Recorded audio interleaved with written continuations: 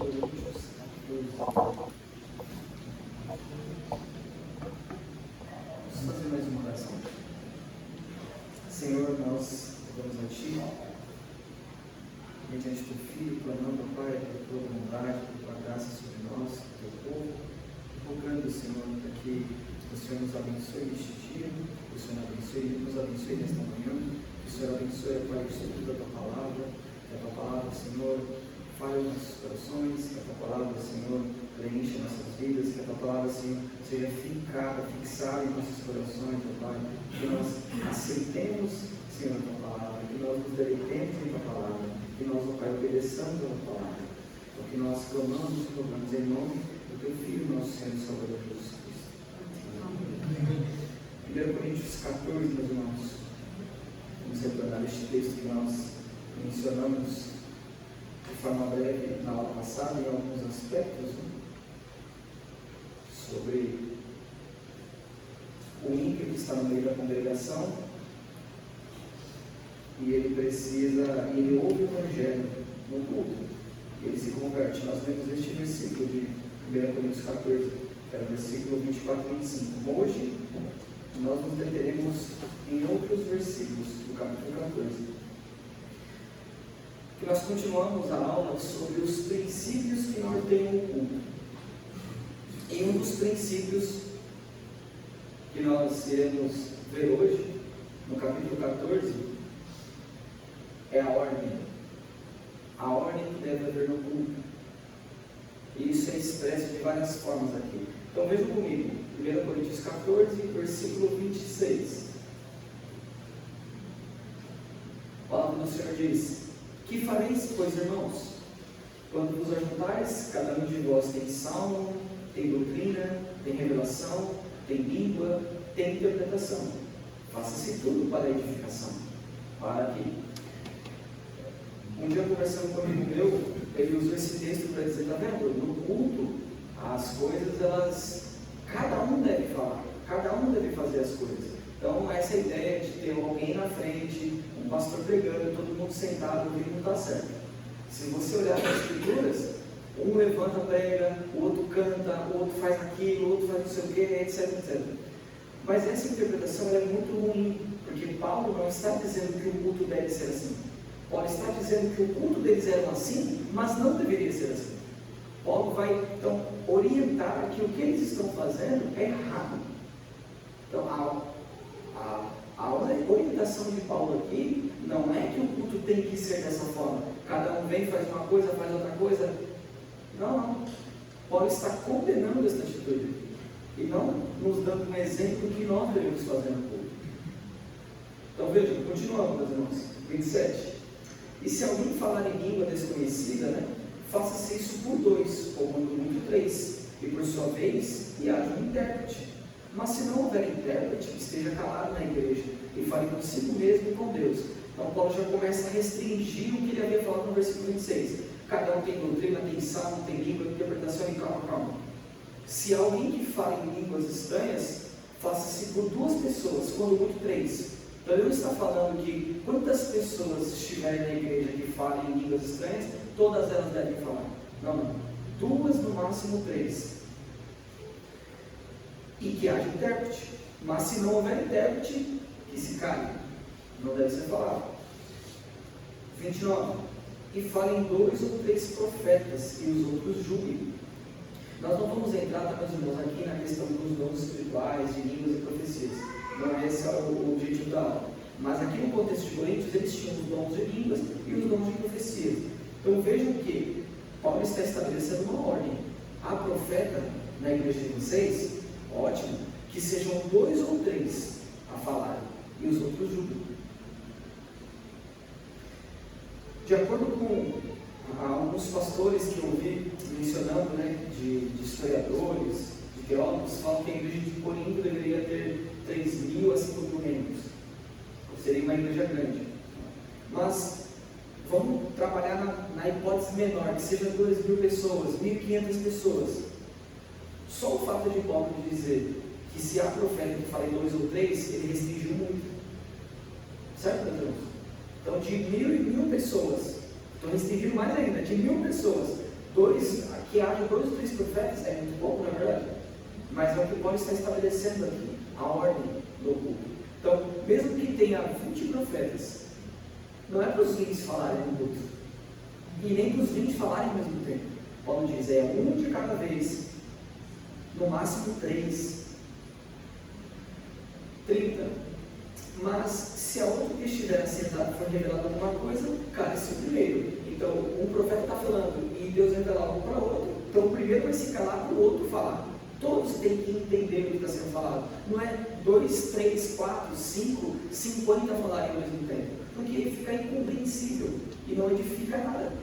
A edificação, meus irmãos, ela tem que passar pela compreensão, pela mente. É aquilo que nós falamos em João 4, 23, 24. Adoração em espírito e em verdade. Em espírito, a alma, ela tem que passar pela mente. Senão ela não edifica. O culto, ele não se diferencia de nada das religiões pagãs. As religiões pagãs não precisavam de compreender algo, precisavam apenas sentir, ouvir, ver, tocar.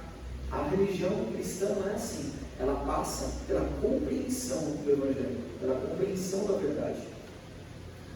Então, para isso tem que haver compreensão para que haja edificação. Ou seja, 3, 4 falando ao mesmo tempo, ninguém entende nada. É errado. Paulo continua. 31. Porque todos podereis profetizar uns depois dos outros, para que todos aprendam e todos sejam consolados. Está vendo? Uns depois dos outros, para que eles aprendam e sejam consolados. E os espíritos dos profetas são sujeitos aos profetas.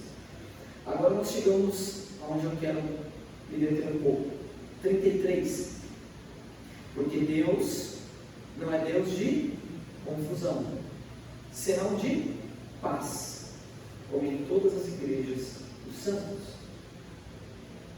Percebe, meus irmãos, por que Paulo dá essa orientação no versículo 33? Porque havia confusão. Era um que cantava, outro que profetizava, outro que falava em língua, tudo fazendo ao mesmo tempo, era uma balbúrdia, uma bagunça. E aí Paulo disse, meus irmãos, o nosso Deus, o Deus que nós adoramos, que vocês adoram, não é um Deus de confusão, senão de paz, como em todas as igrejas dos santos. Então vejam, meus irmãos, que este princípio é importantíssimo. O princípio da não confusão, da ordem do culto. Se nós nos reunimos para adorar ao Senhor, e no nosso culto há confusão, não é um culto então que agrada ao Senhor. Nós estamos ferindo este princípio, ferindo uma ordem dada pelo nosso Senhor, pelas mãos do apóstolo Paulo. Então, confusão aqui tem a ver com instabilidade, um estado de desordem, distúrbio, de bagunça. Quando então nós nos reunimos para cultuar ao Senhor, e o culto ao Senhor há uma bagunça, parece que nós estamos numa feira, isso está errado de culto, meus irmãos. E quantos cultos nós não vemos assim? Quantos cultos nós não já participamos assim? De desordem, de confusão. E em muitas igrejas, principalmente de tradição pentecostal, há essa desordem de você estar no culto e começa-se o culto, dá-se oportunidade para fulano, para ciclano, para beltrano. Às vezes a pessoa acabou de chegar na igreja, visitante, as pessoas nem a conhecem direito, mas ela na entrada disse que era pastor, que era de outra igreja, irmão, então vem aqui, toma uma oportunidade para você falar. Porque eles estão seguindo uma interpretação errada do texto. Quando o texto Paulo diz que tem salmo, tem doutrina, tem profecia, etc., temos, olha, cada um tem uma coisa e faz, cada um faz uma coisa. Então, irmão, é sua oportunidade de cantar, é sua oportunidade de trazer uma palavra e pregar, é sua oportunidade de ter profecia, traz aqui, é sua oportunidade de ter poesia, dá poesia também. Ah, tem um jogral, põe um jogral também. Tem não sei o quê? Põe. Tem peça teatral, coloca também. E a dança? Tem a dança também, coloca a dança. Fica a confusão. E o texto diz que o Senhor não é Deus de confusão, mas Ele é de paz. E a paz aqui, meus irmãos, é algo que está unido, certo? A reconciliação é a união. de partes que não estavam unidas. Então, o Pai simboliza isso, a união, algo harmonioso, algo de acordo. Então, o culto a Deus, ele não é um culto sem harmonia, de confusão, mas é um culto onde as coisas estão unidas, harmoniosas, quando elas estão de acordo. Se no culto não há essa harmonia entre as partes, meus irmãos, é uma coisa, sabe, desconexa, nós fazemos as coisas de qualquer jeito como se fossem retalhos. Pega isso aqui, faz isso aqui, agora pega. Não, deve haver harmonia no culto. Como se há essa harmonia no culto? Nós lemos a palavra, nós oramos, nós cantamos os louvores. Veja, os louvores têm a ver com aquilo que é lido, tem a ver com aquilo que é orado, tem a ver com aquilo que vai ser pregado. Há essa harmonia no culto, há essa harmonia nas coisas que nós fazemos para Deus. Não é comum. Dá um exemplo aqui. Vejam, irmãos, eu vou citar as tradições pentecostais porque é onde nós vemos muito disso, né? Porque eu participei muito disso. Quando se, por exemplo, coloca o momento da pregação, o pastor, o visitante, o pregador, etc., ele prega. Termina o culto, o pastor pega o microfone para ser o final do culto, certo? A bênção, o final, tudo. Mas o que o pastor faz? Ele prega em cima do que o outro pastor pregou, do que o outro visitante pregou. Percebe, meus irmãos? Então vira uma confusão. Ou quando coloca alguém para pregar, e essa pessoa prega uma coisa que a igreja não concorda, que o pastor não concorda. Termina o culto, o pastor tem que tentar despregar o que o outro acabou de pregar. Não há harmonia, não há essa paz, essa coisa bonita, mas há uma confusão no culto. Não é este culto, meus irmãos, que deve honrar e agradar ao Senhor. Uma citação do Bethlehem, ele diz o seguinte: note que a honra de Deus requer que as coisas sejam conduzidas nas assembleias cristãs de maneira que não transgridam as regras da decência natural. Se elas forem conduzidas de uma forma confusa e tumultuada, que ideia isso deve dar do Deus adorado aos observadores atenciosos? Ele pareceria um Deus de paz e ordem e um inimigo da confusão? Perceberam, meus irmãos? Então, se Deus é adorado de qualquer forma, de forma tumultuada e confusa, qual é a imagem que nós passamos do Deus que nós adoramos? Que este Deus é assim, confuso, aceita essas coisas tumultuadas, desorganizadas, bagunçadas. E ele termina: as coisas devem ser conduzidas na adoração divina, de maneira que nenhuma noção desonrosa nem desagradável de Deus se forme nas mentes dos observadores, dos crentes, dos incrédulos que estão no culto conosco. E percebam, meus irmãos, que ele diz que Deus não é Deus de confusão, senão de paz, como em todas as igrejas dos santos. Isso é importantíssimo, o finalzinho desse versículo 33, como em todas as igrejas dos santos, porque isso significa o quê? Que a forma que Deus deve ser adorado, ela é igual em todas as igrejas dos santos. Não existe essa ideia, meus irmãos, que a igreja de Corinto adorava de uma forma, a igreja de Éfeso de outra, a igreja na Galácia em Gálatas de outra, a igreja de Colossos de outra. Não existe isso. Todas deveriam adorar da mesma forma, porque todas adoram o mesmo Deus.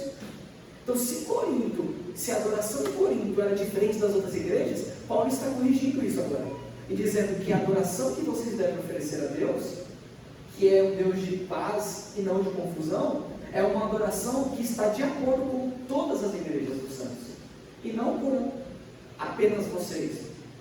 E eu menciono isso porque eu lembro uma vez que eu estava na faculdade, que foi falando isso, um dos colegas. Não, porque cada um tinha a sua forma de adorar. Não tinha. A forma dada pelo apóstolo Paulo aqui é o padrão para todas as igrejas dos santos. Não importa o que elas estejam. Não importa quem elas sejam. Então, não importa, meus irmãos, se nós estamos no Brasil, se nós estamos na Inglaterra, se nós estamos na África, no Japão. Nós devemos adorar a Deus da mesma forma. Em nenhum lugar Deus ele pode ser adorado de um jeito e no outro Deus vai ser adorado de outro jeito. Quem dita a forma que Deus deve ser adorado não é a cultura que nós vivemos, onde nascemos, mas é a palavra de Deus. E é isso que Paulo está dizendo aqui. Deus ele não é de confusão, mas ele é de paz, como em todas as igrejas dos santos. Não apenas em algumas, mas todas. Versículo 40, pule para o versículo 40. Após ele dar esse contexto e essas instruções sobre o culto, ele diz no final: mas faça-se tudo decentemente com ordem. Então, esse é o outro princípio que Paulo apresenta aqui. O culto, as coisas devem ter decência, decoro.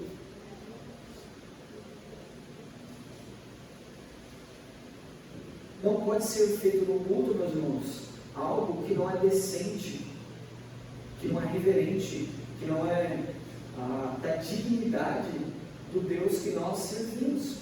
Correto? O que é um decoro? É estar adequado àquela ocasião, andar apropriado àquela ocasião.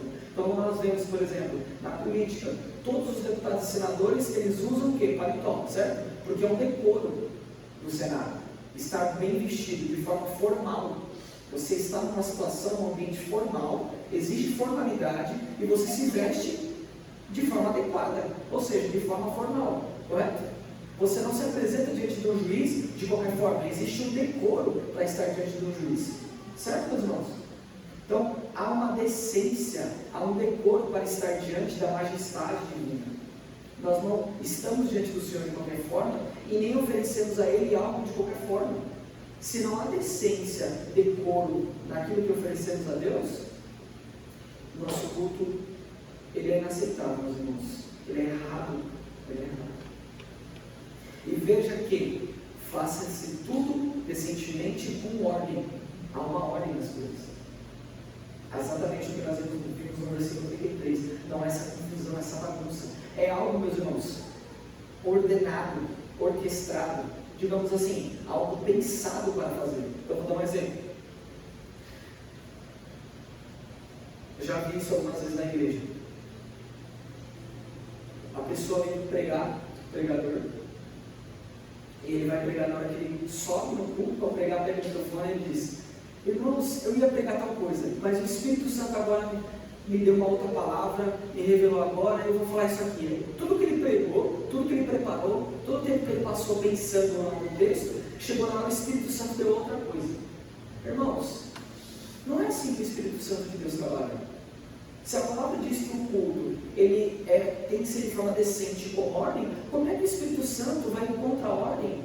Como é que ele pode te direcionar a preparar uma coisa e em cima da hora ele muda e fala: agora eu quero que você prepare uma coisa? Não há ordem nisso. Percebem aqui? Não há ordem, há uma bagunça. A verdade, geralmente as pessoas fazem isso é porque elas não prepararam o sermão direito. E aí chega na hora, elas usam essa desculpa, colocam um pretexto, espiritualizam e dizem que é o Espírito Santo que está direcionando para outra coisa. Mentira, é que eles não prepararam o sermão. Se as coisas devem ser feitas com ordem, ou seja, pensadas, organizadas, olha, no culto nós vamos começar assim, vai ser assim, vai acular, tal, e vamos terminar assim. Há uma ordem pré-determinada e pensada. Não tem como ter ordem se nós não organizarmos antecipadamente, irmãos. Se nós chegarmos na hora e falar: vamos fazer as coisas, vamos ver o que dá. Fazer as coisas de forma espontânea. Não haverá ordem. Porque você vai fazer isso, vai fazer aquilo. Para haver ordem, nós precisamos pensar antes, na sequência das coisas. Então é algo pré-determinado, pré-estabelecido. Pode falar, não? E interessante pensar sobre essa questão da ordem, da organização do culto, porque não é meramente uma mera organização por si mesmo, é uma organização conforme o que Deus prescreveu. Um exemplo claro de desordem que ilustra esse aspecto aqui acima é o caso lá da Arca do Senhor a cruzar, que ela deveria ser transportada em varais pelos sacerdotes e não em carro de bois, de qualquer forma. Então ali houve uma desordem, houve uma negligência de Davi em relação à ordem que deveria ser transportada a arca, e ele fez de forma totalmente diferente do que o Senhor organizou, o Senhor ordenou. E aí essa daí parte do princípio da desordem, não é meramente ser organizado, mas organizado e ordenado conforme o Senhor escreveu. Toda coisa que sai do que o Senhor escreveu é desordenada. Os irmãos entenderam o que ele falou? O irmão falou que a ordem não está baseada apenas na sequência das coisas que fazemos, mas em fazer na sequência aquilo que Deus estabeleceu para ser feito. Certo? E nós vamos falar disso mais, acredito que na próxima aula. Nós vamos ter uma aula só sobre isso. Mas vejam, e o ponto aqui que eu quero dar ênfase é que o culto ele deve ser com ordem, porque ele é pré-fixado e estabelecido. Nós estabelecemos a sequência do que vai ser feito. Nós não chegamos na hora e fazemos as coisas do que deve vir à cabeça. Ou quando se usa aquele texto, irmãos, deixa o Espírito Santo trabalhar, o Espírito Santo dá liberdade para o Espírito de Deus, que é a passagem de Coríntios, que onde está o Espírito do Senhor, aí a liberdade, mas a liberdade ali é a liberdade da lei que condena, não a liberdade para nós fazermos o que quisermos no culto, ou fazermos as coisas sem pensar antes no que nós iremos fazer e na sequência que faremos. Não é isso que o texto está dizendo, meus irmãos. Então é uma interpretação equivocada do texto. E um culto dessa forma é um culto que desonra a Deus, porque ele não é pensado, organizado. E é como o exemplo que eu dei no sermão. A pessoa não organizou, não preparou, chega na hora e diz: o Espírito Santo está me dando outra palavra. Não, o Espírito Santo não está dando, é você que não preparou. Porque se o Espírito de Deus, meus irmãos, quer um culto que seja com ordem, ordeiro, e que o culto seja pensado, quem dirá a palavra de Deus? O Espírito de Deus não quer, não é a vontade dele que a palavra de Deus seja pensada e organizada na semana para que seja dada ao povo de Deus no culto. Então, meus irmãos, um culto onde nós temos essa desordem, nós não temos decoro, a decência, esse culto ele é desagradável, Senhor. Desagradável. Nós precisamos ter essa ordem. Eu vou ler mais uma frase do Garfield, que ele diz: que eles evitem todas as coisas que sejam manifestamente indecentes e desordenadas. Então, tudo que é indecente e desordenado deve ser evitado. Não que eles, os coríntios, devam por essa razão aproveitar a ocasião para introduzir na igreja cristã e na adoração qualquer coisa que uma mente vã possa pensar que seja ornamental para ela ou que ajude a fazê-la notável.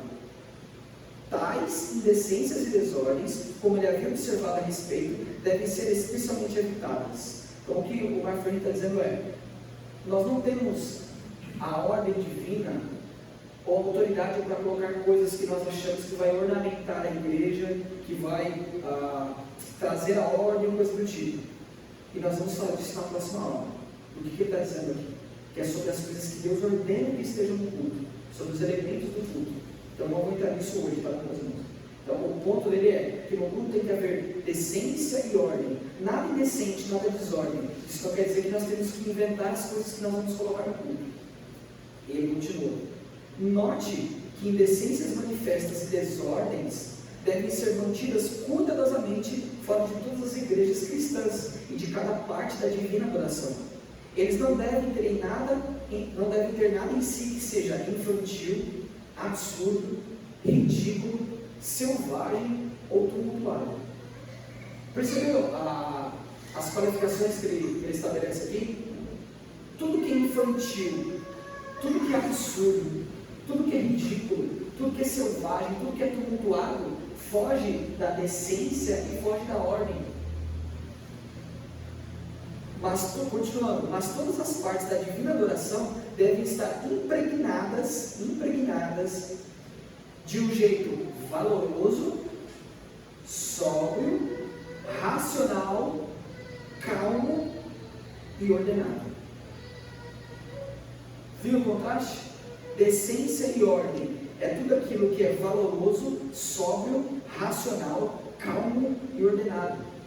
Isso é digno de Deus, do Deus que nós adoramos.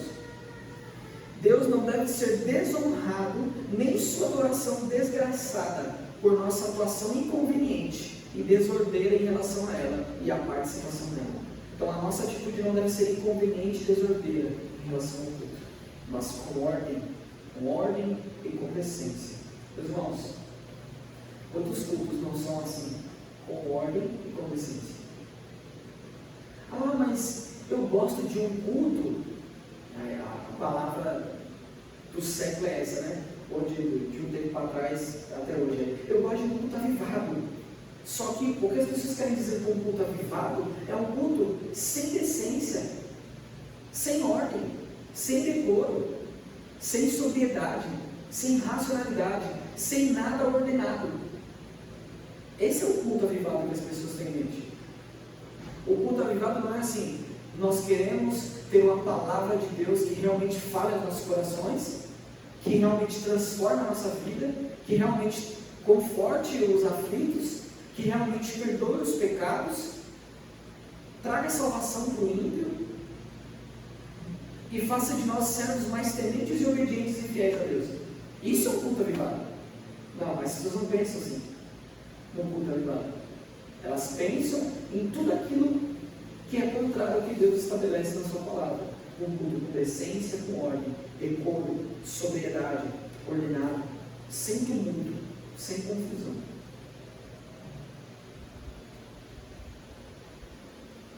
Tudo bem aqui, meus irmãos? Então, próximo ponto. Outro princípio do culto, e é importante, eu já mencionei ele, mas eu vou salientá-lo e dar uma ênfase nele à parte: a reverência. A reverência. Se portar ao Senhor com reverência no culto é um decoro, é algo decente, está de acordo com a dignidade e a majestade do Senhor. Então, toda adoração que não é reverente, ela quebra esse princípio, ela desonra a Deus. Então vejam comigo, meus irmãos, Levítico 19.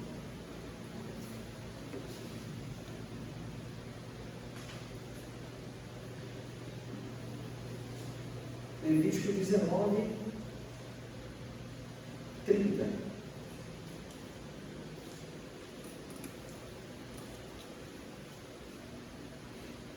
Levítico 19, 30. A palavra do Senhor diz: guardarei os meus sábados e o meu santuário reverenciareis. Eu sou o Senhor.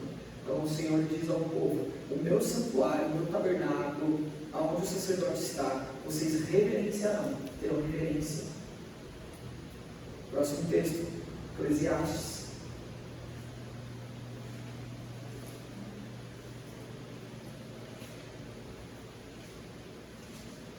Eclesiastes capítulo 5.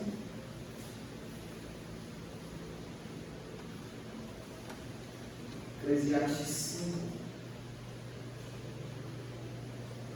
versículo 1.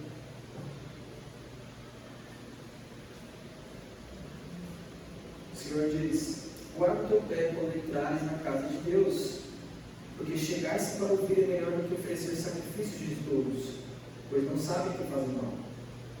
Não te precipites com a tua boca, nem o teu coração se apresse a pronunciar palavra nenhuma diante de Deus, porque Deus está nos céus e tu estás sobre a terra. Assim sejam poucas as tuas palavras. Que belo esse texto, irmãos. Deus está nos céus e tu estás na terra. Portanto, que as tuas palavras sejam poucas. Por quê? Porque quem somos nós diante do Senhor? Quem somos nós indignos de estar em sua presença? Então, fale um pouco. Tenha reverência. Tenha decoro. Age de forma decente.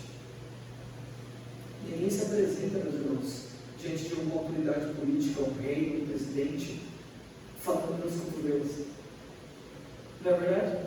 Porque causa respeito. Imagine o nosso Senhor. Abacuque, capítulo 2. Livro do profeta Abacuque. Daniel, Oséias, Amós, Obadias, Naum, Obadias, Jonas, Miqueias, Naum e Abacuque. Abacuque 2. Vamos ler o versículo 19. Abacuque 2, 19. Ai daquele que diz ao pau: acorda, e a pedra muda: desperta, pode isso ensinar? Eis que está coberta de ouro e de prata, mas dentro dela não há espírito algum. Ele está falando dos ídolos, de pedra, de pau, que não há espírito neles. Versículo 20. O Senhor é diferente, mas o Senhor está no seu santo templo. Cale-se diante dele toda a terra. Então, não há espírito no pau e na pedra, mas o Senhor é diferente, porque Ele é um Deus verdadeiro. Ele está no seu santo templo. Então, o que a terra faz diante do Senhor? Cale-se diante dele toda a terra. A reverência. Hebreus, capítulo 12.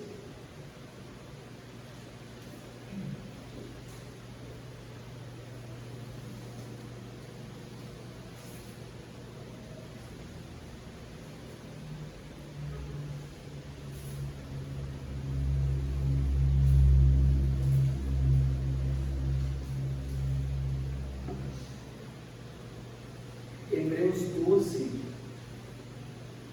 28.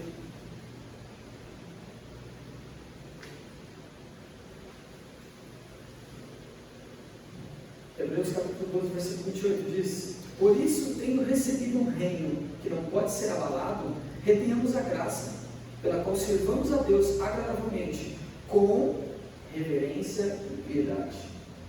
Então, aqui o autor de Hebreus está fazendo um contraste.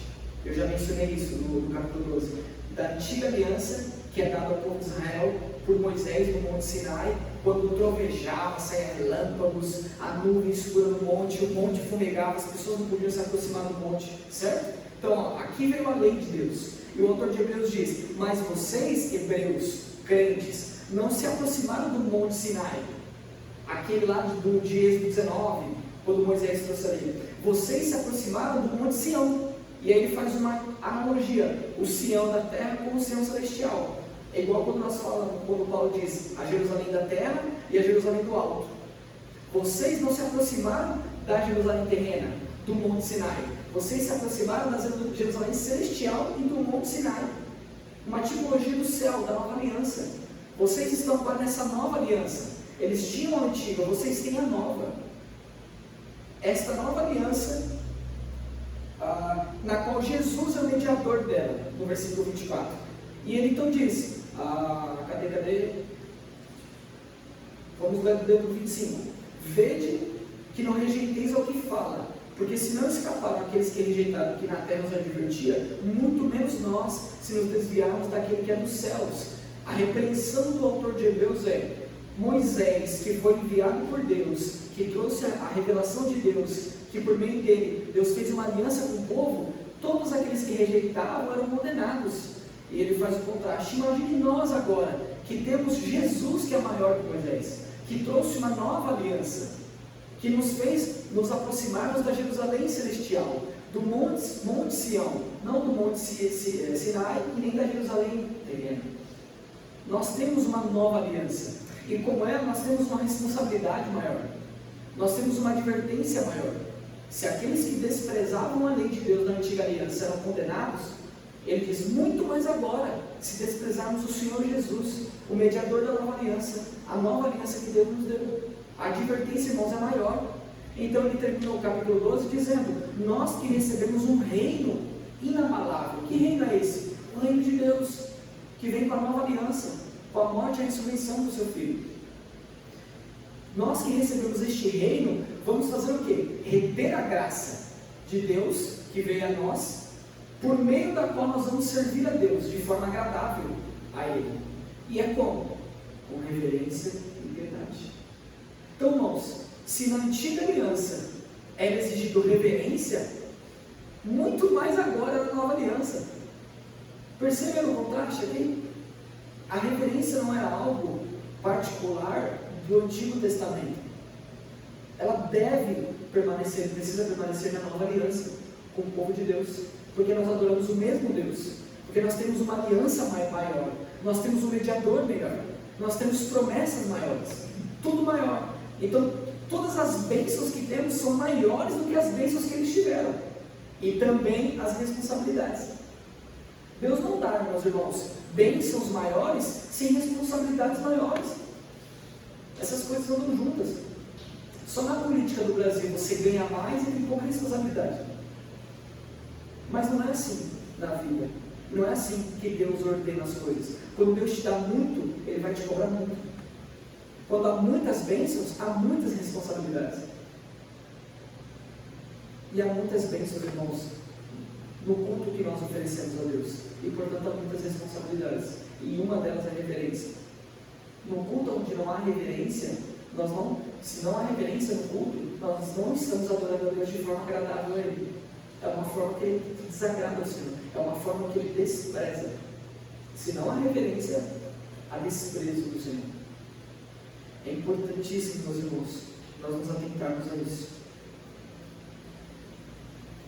Eu vou ler uma parte aqui do texto, do reverendo Daniel. Sotaque em inglês é Daniel, em português em inglês é Daniel. O que ele diz sobre a reverência no culto, meus irmãos? Eu vou lendo e fazendo algumas pausas.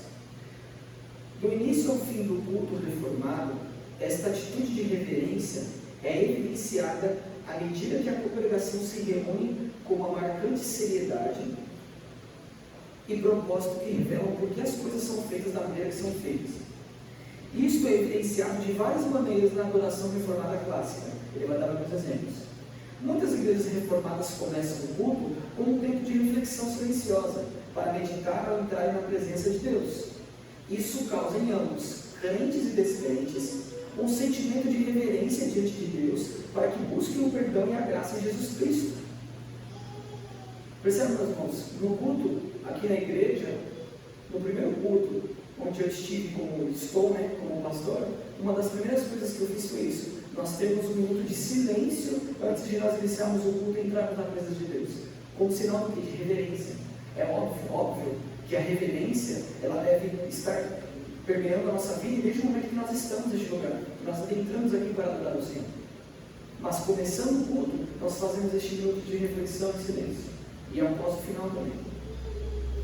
Ele continua: em todas as liturgias históricas reformadas, esta reverência é exercida no momento da coletiva confissão de pecados. O que ele diz com coletiva confissão de pecados? É quando a oração de perdão, a oração de confissão, a oração pública de confissão, ela é uma oração coletiva.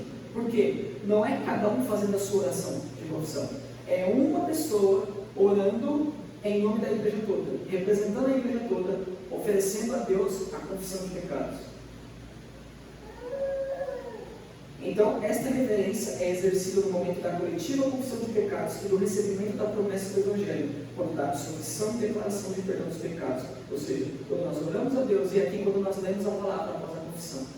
A reverência em alguém que leva a nossa oração a Deus e a reverência em ouvir a palavra de Deus trazendo perdão. E esse é um ponto que eu quero salientar, meus irmãos, que eu não mencionei sobre a ordem do culto. Isso é muito importante. As orações do culto, elas são orações públicas. O que significa isso? Que elas não são privadas, obviamente. Qual é a implicação?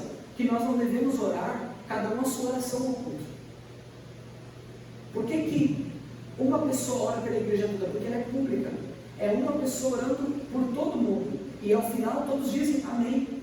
Se na hora que uma pessoa ora, cada um faz a sua própria oração, não é oração pública, irmãos. É uma oração privada. Então eu, pastor, estou orando. Para você na sua cabeça está orando também, o fulano está orando. Cada um está orando fazendo a sua oração. Está errado. Percebe que não há uma harmonia aqui? Não há uma ordem? Quando a igreja se reúne para adorar a Deus, ela se reúne para adorá-lo de forma pública. Então, os louvores são públicos. Não pode a igreja estar cantando louvor para você cantando louvor que não tem nada a ver com o que a igreja está cantando. Então, a oração, ela é pública. Ela é feita por uma pessoa que ora representando toda a igreja e todos ficam em silêncio, observando, ouvindo e atentos ao que essa pessoa está orando, para no final poder dizer amém. Como nós podemos dizer amém, meus irmãos, ao que alguém orou, se está cada um fazendo a sua oração? Você vai dizer amém a uma coisa que você não entendeu, não ouviu? Falta de ordem, falta de decoro. A oração pública, ela envolve isso. Um ora, os outros então atentos à oração, para no final entender e dizer amém. E este levou a oração da igreja, não é a oração minha, do pastor. Quando eu oro, eu represento a igreja batista de Learte. A oração da igreja batista é levada ao Senhor no culto. A oração do povo de Deus, a oração pública. Então isso é importante, irmãos, para nós não normalizarmos a falta de ordem na oração.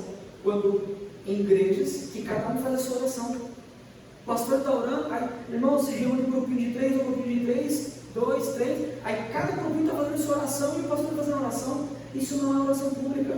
Não há ordem nisso, não há harmonia, meus irmãos. E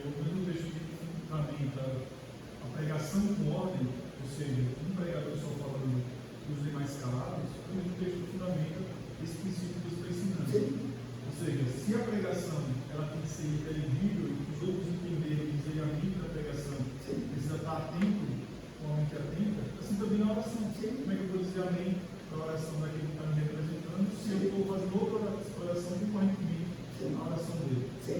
E a oração, meus irmãos, ela também é um meio de graça que edifica a igreja. Então, quando o pastor, eu peço para o irmão orar, essa oração, ela tem que estar saturada da palavra de Deus, de verdades da palavra de Deus, que vão afetar o nosso coração também. Ao ouvir essa oração, isso vai afetar o nosso coração. É um meio de graça, porque nós oramos a palavra de Deus. Nós devemos orar a palavra de Deus, certo?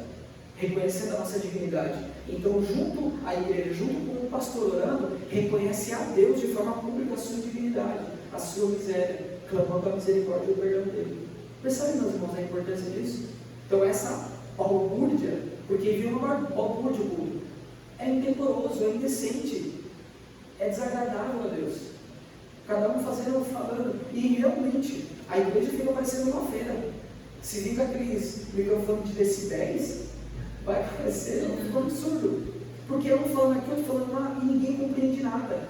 Um culto onde não há esta ordem e não há a edificação, que é edificação? A compreensão, não é agradável a Deus, irmãos. E mais uma vez, não há como ter edificação se não houver compreensão.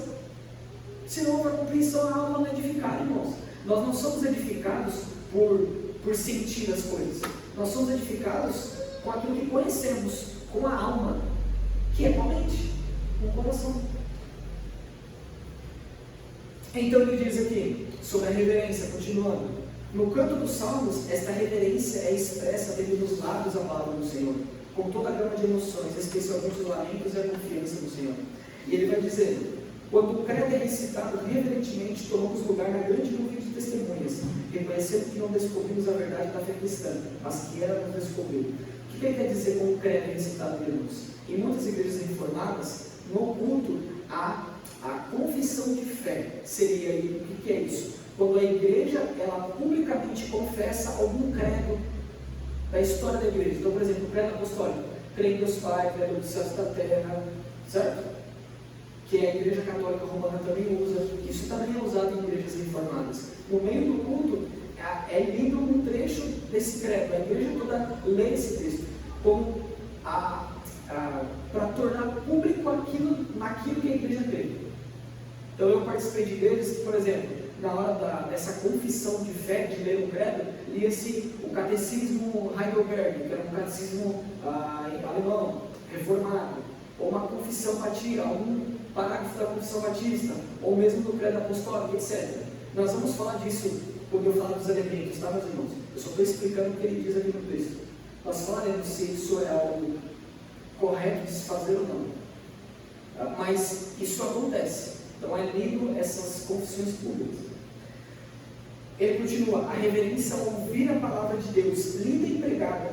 As pessoas estão fazendo isso com o temor de Deus. Então, no momento da pregação, ouvimos a palavra de Deus de forma reverente, com o temor do coração. Nos sentamos ao sopé do monte celestial. Ele está usando uma figura de linguagem em Hebreus que nós temos, para ouvir a voz do próprio Cristo. Então, no culto, nós nos sentamos aos pés do nosso Senhor. Então, imagine a cena dos discípulos assentados ao redor do Mestre no Sermão da Montanha. No culto, nós fazemos isso, meus irmãos. Nós nos assentamos nos pés do Senhor para ouvir a sua voz quando é pregada a palavra, de forma reverente.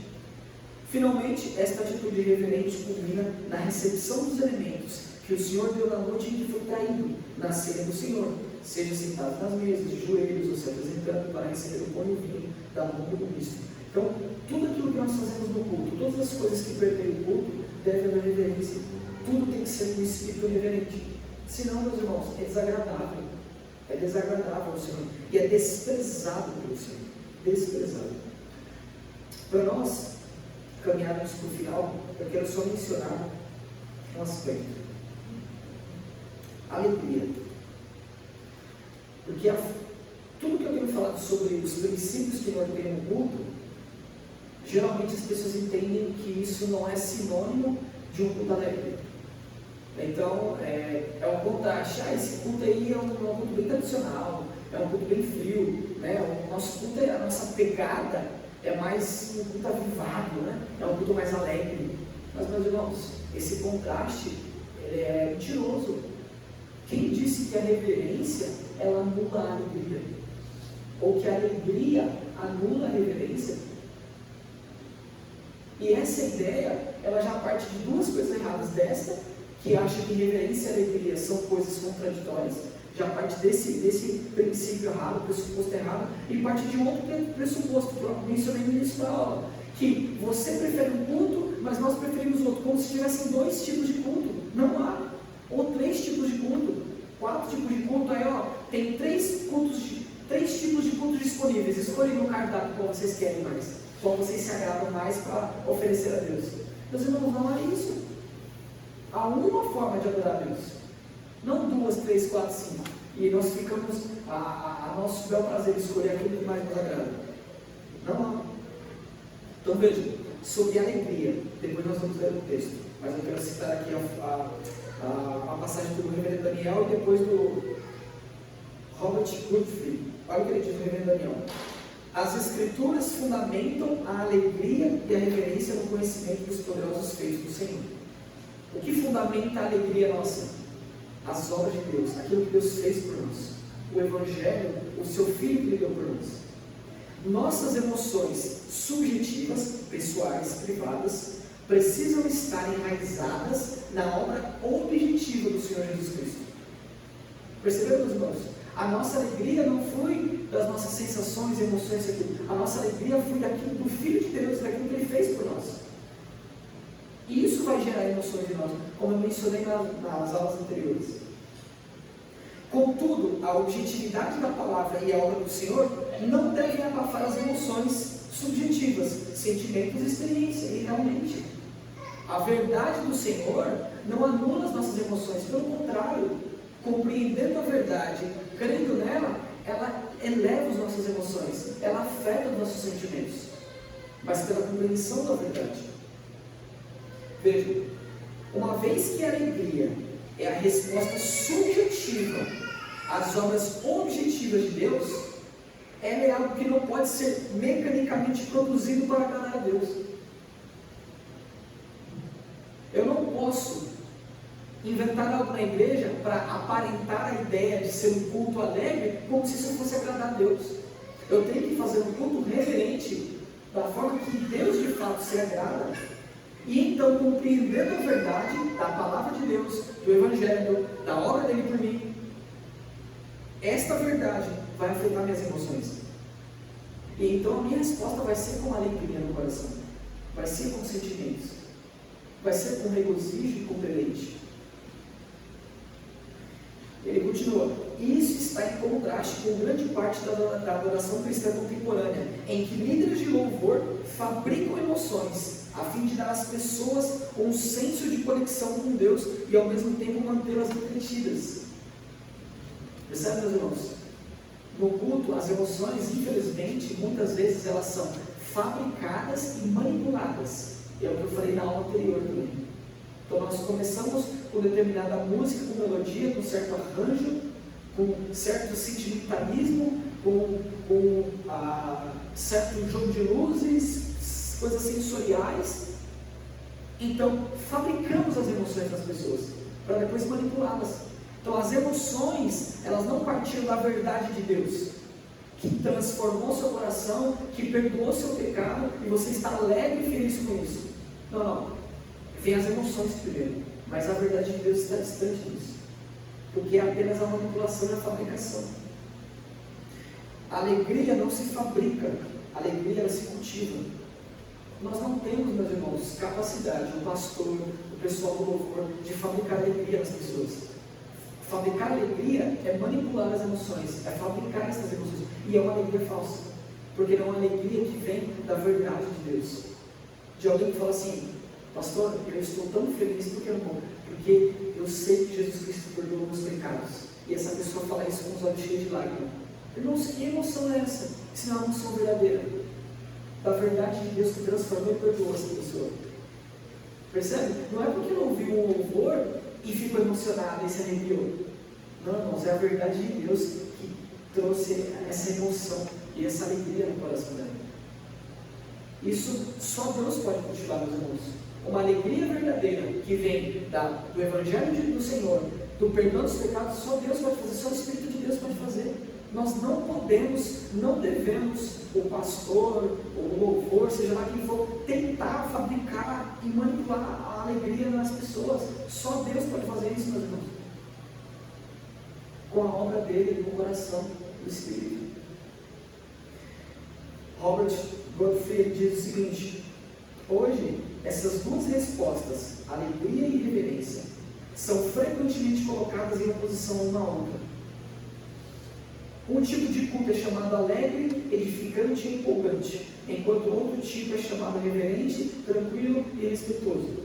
Uma contradição, antitéticas. No entanto, na alegria e na reverência, as escrituras não são antitéticas, não são contraditórias. O culto completo pode ser, veja bem, alegremente reverente e reverentemente alegre. Perceberam, meus irmãos? O culto é reverentemente alegre ou alegremente irreverente. Elas não são contraditórias. A alegria e reverência devem sempre estar unidas em nossa adoração. Esta combinação de alegria e temor pode nem sempre ser fácil de se atingir, mas deve ser o nosso objetivo. Devemos lembrar que reverência nem sempre significa calma, e alegria nem sempre significa ruído. Alegria e reverência são, antes de tudo, atitudes do coração, para as quais procuramos manifestações apropriadas no culto. A alegria pode ser intensa no canto de uma canção muito tranquila. Nós cantamos uma canção com vigor. Isso é alegria, não é?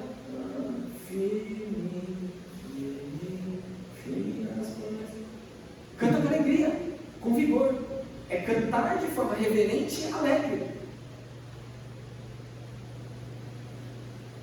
A alegria pode ser intensa no canto de uma canção tranquila e a reverência pode ser manifestada no cantar alto.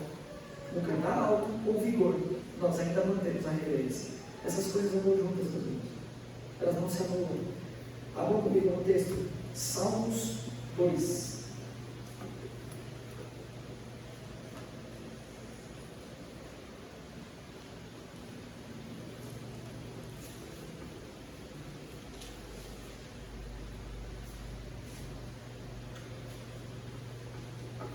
Salmos 2, versículo 11.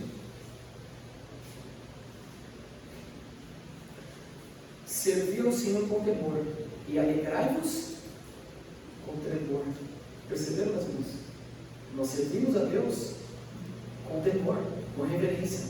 E nós também nos alegramos com reverência, com tremor, com temor. A nossa alegria não é uma alegria irreverente, é uma alegria reverente, e assim que deve ser a nossa alegria.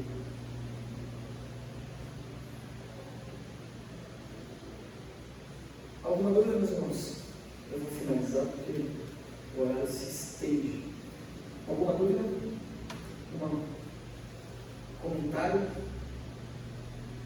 Pastor, eu queria saber mais uma opinião pessoal sua. Por que então muitas igrejas, vai incluir a nossa aqui, por que vem essa ofensa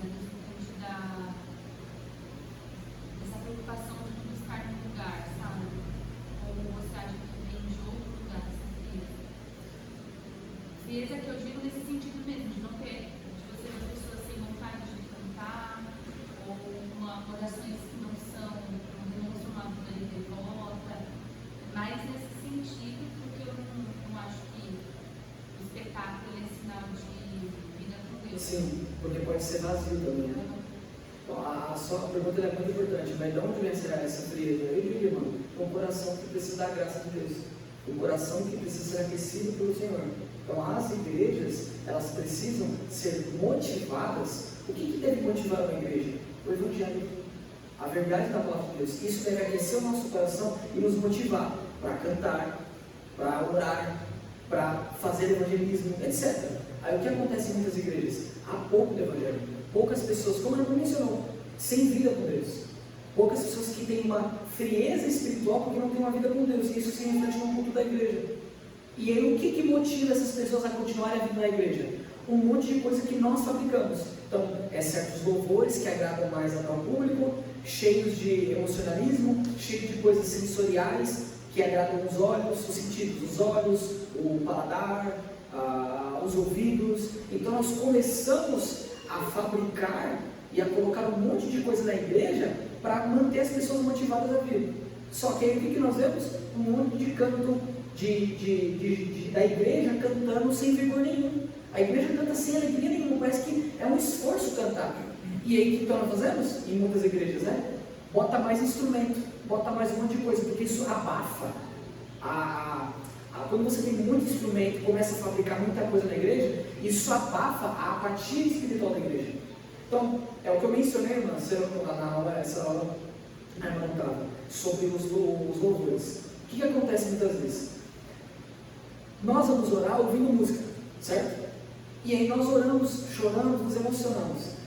E eu fiz essa pergunta para os irmãos, essa sugestão. Irmãos, como você sabe que a sua oração e o seu choro diante de Deus não é por causa da música? E não porque você de fato está derramando a sua alma diante de Deus. Então eu fiz uma sugestão. Faz o seguinte, vocês vão orar, ore sem louvor nenhum, sem música nenhuma, só você e Deus na sua oração. E aí as pessoas vão perceber, irmão, como é difícil orar. Porque não vai ter nada movendo as emoções. E aí de fato, se nós orarmos sem ter uma música manipulando as nossas emoções, e nós chorarmos, aí eu vou dizer, realmente você está derramando a sua alma na presença de Deus. Porque a verdade de Deus, da palavra dele, que transforma a sua vida, que você ora, isso está quebrando o seu coração, sem uma música para te emocionar. Então como que nós fazemos isso na igreja? Vamos cantar um louvor, irmão, sem instrumento nenhum. Vamos deixar só a igreja cantar, vamos ver o vigor que a igreja vai ter. Será que a igreja vai cantar com vigor? Que os vizinhos vão ouvir, nossa, que voz é essa? Que som é esse? Muito provavelmente, a maioria das igrejas vai ficar um miado xoxo. Por quê? Porque falta o vigor espiritual. Falta o coração ser aquecido com a graça de Deus. Mas, infelizmente, como muitas igrejas, a verdade de Deus, o Evangelho, não aquece o coração das pessoas, os pastores, as lideranças, eles têm que aquecer o coração como? Com qualquer outra coisa. Aquece com outras coisas, como eu falei, enche de louvor, bota mais instrumento, faz essa coisa, bota um teatro, faz não sei o que, meia hora, 50 minutos de pregação, muita coisa, as pessoas já começam a ficar inquietas, então tira um pouco. Então começa-se a colocar tanta coisa para motivar e aquecer o coração das pessoas. Por quê? O coração não é aquecido pelo Evangelho. É isso, a verdade é essa. Então, a igreja do Senhor, meus irmãos, pense lá com Paulo, eles não tinham nada do que nós temos, mas eles eram tementes, sabe, vigorosos em fazer. Ou, por exemplo, como que é a frequência do culto de oração da nossa igreja? Ou de várias outras igrejas? É um culto de oração que não tem louvor, não tem oração, certo? Como que é o culto dessas igrejas? Aí você percebe, meus irmãos, como que está o vigor espiritual da igreja. Quando a igreja não se reúne para orar, não vai ter cantor, não vai ter louvor, não vai ter hino, vai ter oração. Quantos vêm? Então, o grande problema, irmão, do culto ser assim, das pessoas estarem assim, é que elas precisam ser aquecidas com o Evangelho, ser aquecidas com a palavra de Deus. Não é com sensacionalismo, emoções, manipulações, com a verdade de Deus. Elas precisam do Evangelho, ter o coração aquecido pelo Evangelho. É isso que elas precisam. Por exemplo, vou dar mais um exemplo. Por que eu vou no culto? Eu vou no culto porque eu sou pastor, porque eu tenho que pregar, senão eu não ia. Esse não é o desejo, certo? Não é isso que deve permear o nosso coração, não, irmãos? Ou, por que eu vou no culto? Não, eu não queria, mas eu vou porque eu tenho responsabilidade, porque eu tenho que tocar, porque eu tenho que cantar. Não é esse o desejo, meus irmãos. O nosso desejo tem que ser, graças a Deus, chegou domingo, para me reunir com meus irmãos, para eu adorar o Senhor, porque eu quero estar lá. Percebeu a diferença? E de como que nós vamos fazer para ter uma igreja assim, irmãos? Só a palavra de Deus. É o Espírito de Deus que precisa tocar na nossa alma e precisa levar essa igreja. Tirar a apatia espiritual, a frieza espiritual e dar vigor, dar amor, dedicação. Então a resposta é essa, irmão. Nós temos muitas igrejas frias E muitas vezes a nossa se comporta de forma apática, porque falta o amor do Senhor, a chama que arde no coração para agir no vigor. Então, muitas igrejas, se fosse tirado, eu vi isso uma vez há muito tempo atrás, se fosse tirado o aparelho de som da tomada, a igreja morreu. Acabou a igreja. Porque todo barulho que fazemos é por causa do microfone. É porque nós gritamos aqui, é porque não tem os louvores, os instrumentos. Mas se tirar tudo, parece que a igreja não existe. O que é isso, meus irmãos? Falta de vigor, de amor para o Senhor. Fazemos as coisas com o coração aquecido pela palavra de Deus. Aí sim, nós vamos ter emoções que não são fabricadas e manipuladas, mas cultivadas pela verdade do Evangelho. Isso é maravilhoso, Deus. E vamos ter então igrejas mais dedicadas ao Senhor, que vão sim cultuar a Deus com mais vigor, que vão estar no culto com mais reverência, etc. É isso que falta. É simples a resposta, mas ao mesmo tempo é tão profunda. E é triste ao mesmo tempo, né, irmãos? Como é que naquele povo, como é que no povo de Deus, que se reúne para adorar a Deus, o que falta para esse povo é amor por esse Deus. É a verdade do Evangelho que manda nos nossos corações e enchendo a nossa vida. É o combustível da nossa vida. É o combustível que alimenta. Amém? Mais algum comentário? Pergunta? Podemos encerrar? Senhor, graças te damos pelo dia que o Senhor nos concedeu de estarmos aqui. Graças te damos, ó Pai, por tua palavra. Graças te damos, Senhor, pelo teu Filho. Senhor, e nós colocamos a Ti. Ajuda-nos a termos um culto que honra o Senhor, um culto que seja, Pai, reverente, um culto, Pai, que seja decente, com ordem, que haja paz, harmonia, sóbrio, que haja, Pai, alegria em nossos corações, Senhor, ao cultuarmos a Ti. Alegria, Pai, não fabricadas por nós, não fabricadas pelas músicas, mas alegria, Senhor, que é cultivada por Tua Palavra. Alegria que vem, Senhor, da verdade da Tua Palavra. Alegria que vem, Senhor, por crermos e por termos sido perdoados os pecados, ó Pai. Alegria que vem por causa da obra que o Teu Filho fez por nós, Senhor. Ajuda para que possamos, ó Pai, em nome da Tua graça, para que possamos ser uma igreja que é motivada, uma igreja que é, Senhor, dedicada, uma igreja que é estimulada pela Tua Palavra, pela Tua verdade, a Tua verdade, Senhor, que alimenta a nossa alma, que nos dá ânimo, que nos traz o combustível, Senhor, para servirmos a Ti e sermos fiéis, Senhor. É o que nós rogamos, em nome do Teu Filho, nosso Jesus Cristo. Amém. Amém.